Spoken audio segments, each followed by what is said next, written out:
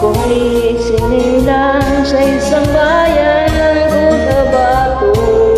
Kasing gulo ng tao, kasing gulo ng mundo.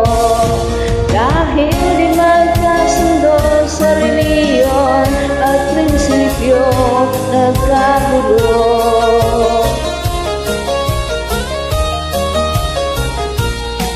Ang bayan ko sa Cotabato, kasing gulo ng isip ko. Di alam saan lang galing, di alam saan patungo.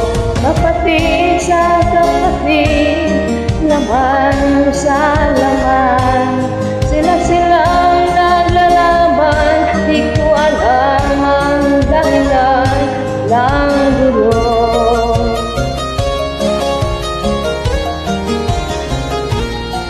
Bakit kayo nagkagano? Ang sagot sa tanong ko.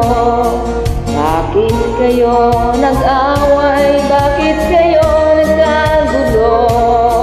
Prinsipyo mo'y gaganan ko kung ako'y iyong nirespeto. Kung nagtulungan kayo, di sana nagkagulo ang bayan ko. Sa bayan kong sinilangan, sa Timog Cotabato, ako ay namulat sa napakalaking gulo.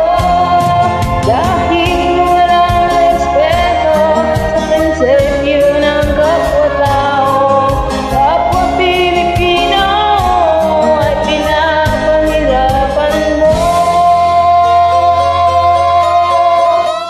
Ang gulo.